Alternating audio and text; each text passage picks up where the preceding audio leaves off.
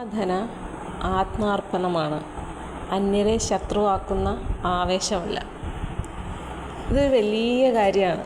ഇതിനെക്കുറിച്ച് പറയാനാണെങ്കിൽ ഒരുപാടുണ്ടെന്ന് പറയാം. നമ്മൾ ഇഷ്ടമുള്ള ദൈവത്തിനെ അല്ലെങ്കിൽ രൂപത്തെ നമ്മൾ ആരാധിക്കുകയാണ് അല്ലേ?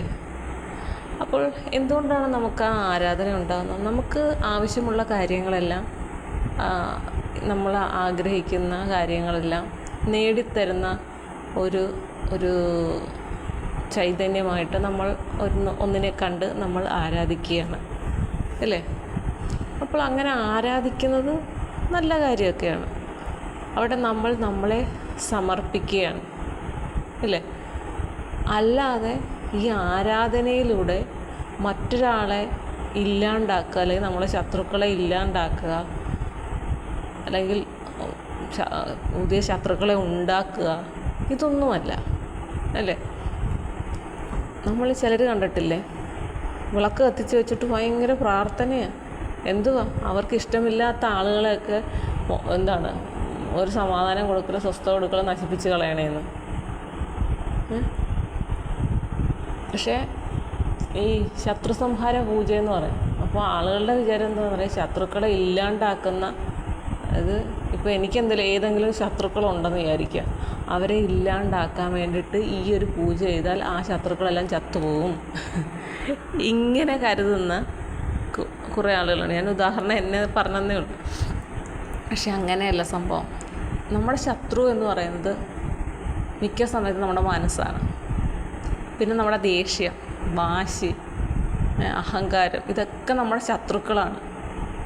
ഈ വക ശത്രുതകൾ എല്ലാം ഇല്ലാണ്ടായാൽ, ഈ ശത്രുക്കളെല്ലാം ഇല്ലാണ്ടായാൽ നമ്മുടെ മനസ്സ് ശാന്തമാവും, നമ്മുടെ ജീവിതവും സന്തോഷത്തോടു കൂടിയിരിക്കും. അപ്പോൾ അത്തരത്തിലുള്ള ശത്രുക്കളെ ഇല്ലാണ്ടാക്കുക എന്നുള്ളതാണ് ഈ ശത്രു സംഹാര പൂജ എന്ന് പറയുന്നത്.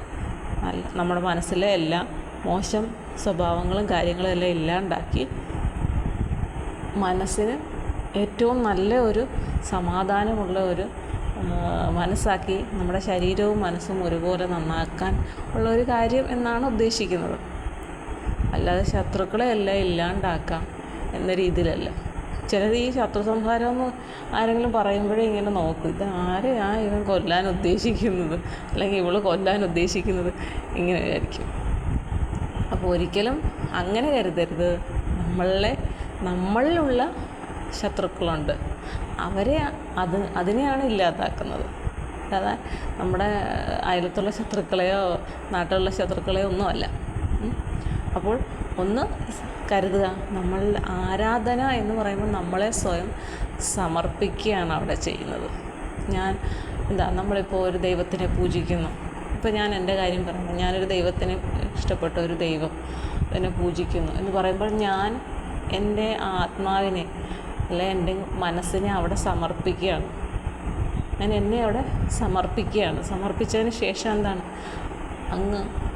എനിക്ക് സമാധാനം തരണം, അല്ലെങ്കിൽ എനിക്ക് സമാധാനം തരണം, ദൈവം എനിക്ക് സമാധാനം, എന്താണോ എനിക്ക് ആഗ്രഹമെന്ന് വെച്ചാൽ എനിക്ക് സമാധാനമായിട്ട് ജീവിക്കണം. അതിനുള്ള മനസ്സ്, അതിനുള്ള ചുറ്റുപാടും എനിക്ക് ഉണ്ടാക്കി തരണം.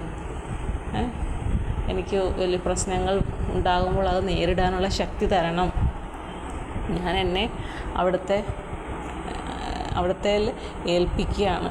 എനിക്ക് പലപ്പോഴും പല കാര്യങ്ങളും തീരുമാനമെടുക്കാൻ പറ്റാത്ത അവസ്ഥ വരും, പല പ്രതിസന്ധികൾ വരും. ഈ സമയങ്ങളിലെല്ലാം എനിക്ക് വേണ്ട സഹായം എൻ്റെ മനസ്സിൽ തോന്നിച്ച് എന്നെ എല്ലാ പ്രതിസന്ധികളിൽ നിന്നും തരണം ചെയ്യാനുള്ള കഴിവും പ്രാപ്തിയും ഉണ്ടാക്കി തരണേ എന്ന് പറഞ്ഞുകൊണ്ട് നമ്മളവിടെ നമ്മളെ തന്നെ സമർപ്പിക്കുകയാണ്.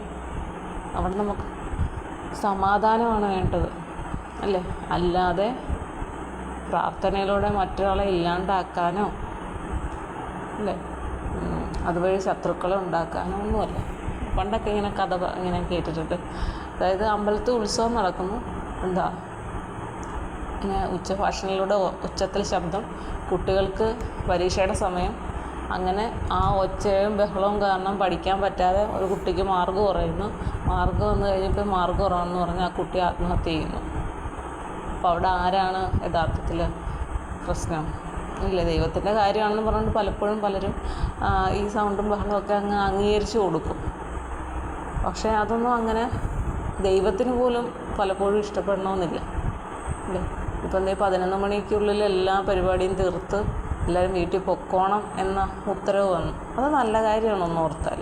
കാരണം ഒരാവശ്യവും ഇല്ലാതാണ് ഈ 11 മണിക്കൊക്കെ പ്രോഗ്രാം വെച്ചിട്ട് വെളുപ്പാങ്കാലം വരെ ഈ പരിപാടിയും കണ്ടുകൊണ്ട് ആൾക്കാരിയ്ക്കുന്നത് അല്ലേ. ഉറക്കം നിന്ന് എന്തെങ്കിലും കാണുമോ വല്ല മനസ്സിലാവുമോ ഒന്നുമില്ല. അപ്പോൾ ഇപ്പം കോടതി ഉത്തരവിട്ട പ്രകാരം 11 മണിക്കുള്ളിൽ എല്ലാം തീർത്തിരിക്കും. അപ്പോൾ എന്താണ്, കാര്യങ്ങളെല്ലാം നേരത്തെ തുടങ്ങി കാണാനുള്ള പരിപാടി കഴിഞ്ഞിട്ട് എല്ലാവർക്കും സമാധാനമായിട്ട് വീട്ടിൽ കിടന്ന് ഉറങ്ങി രാവിലെ ജോലിക്ക് പോകേണ്ടവർക്ക് പോകും. മറ്റേതാണെങ്കിൽ 11 മണിക്ക് നാടകം അല്ലെങ്കിൽ എന്തെങ്കിലും ഒരു പരിപാടി എന്ന് പറഞ്ഞു കഴിഞ്ഞാൽ 11:30 തുടങ്ങുമ്പോൾ. പിന്നെ അത് തുടങ്ങി അതെല്ലാം തീർന്നു വരുമ്പം വെളുപ്പിനെയാകും. ചിലപ്പം കോഴി കൂവുന്ന സമയത്തായിരിക്കും തിരിച്ച് പരിപാടി കഴിഞ്ഞ് വീട്ടിലെത്തുന്നത്. ആ പരിപാടി അവതരിപ്പിക്കുന്നവർക്കും അവരുടേതായിട്ടുള്ള ഈ ഉറക്കം നിൽക്കലും പ്രശ്നങ്ങളും, ഈ കാണുന്നവർക്കും പ്രശ്നം. പിറ്റേ ദിവസം ജോലിക്ക് പോകാനുള്ളവരായിരിക്കും വലിയ കാര്യത്തിൽ പരിപാടി കാണാൻ പോകുന്നത്.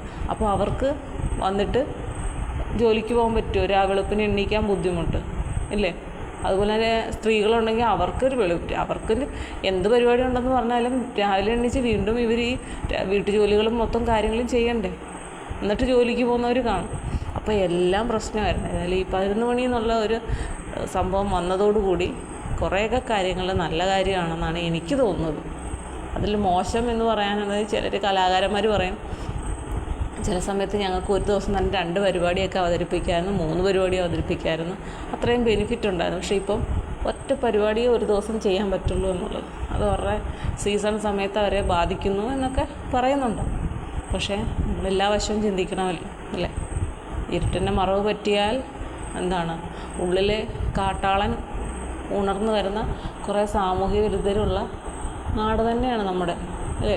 വെട്ടും കുത്തും, എവിടെ ഒരു പരിപാടി വന്നു കഴിഞ്ഞാൽ അപ്പം വെട്ടും കുത്തുമാണ്.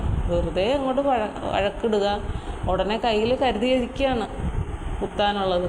കുത്തുക വെട്ടുക, ഇത് തന്നെ എന്തൊക്കെയോ നടക്കുന്നത്. എന്തിനു വേണ്ടിയിട്ടാണ് ഈ മനുഷ്യരെ ഈശ്വരൻ സൃഷ്ടിച്ചതെന്ന് തന്നെ ചില സമയത്ത് തോന്നിപ്പോവും. എന്തിനിങ്ങനൊരു ജീവിതം കൊടുത്തിരിക്കുന്നു? ഈ ജീവിതത്തിൻ്റെ അർത്ഥം അറിയാതെ കുറേ മനുഷ്യരിങ്ങനെ കിടന്ന് അലമ്പെടുത്ത് ഇങ്ങനെ നടക്കുക അല്ലേ. എന്ത് ചെയ്യാൻ പറ്റും? അതുകൊണ്ട് ഈശ്വരനെ ധ്യാനിക്കുന്നതൊക്കെ നല്ലതാണ്, സ്വയം അർപ്പിച്ചുകൊണ്ട് ചെയ്യുക. അല്ലാതെ മറ്റുള്ളവരെ ശത്രുവാക്കാൻ വേണ്ടിയിട്ട് ഒരിക്കലും ആരാധനയുമായി മുന്നോട്ട് പോകില്ല. അത് ഒരുപാട് കാര്യങ്ങൾ ഇത് എന്താ പറയുക, വിശ്വാസത്തിൻ്റെ ഭാഗമായതുകൊണ്ട് കുറേ കാര്യങ്ങൾ എനിക്ക് പറയാൻ പറ്റില്ല. അതുകൊണ്ട് ഇത്രയും മാത്രമേ ഞാൻ പറയുന്നുള്ളൂ. ഓക്കെ.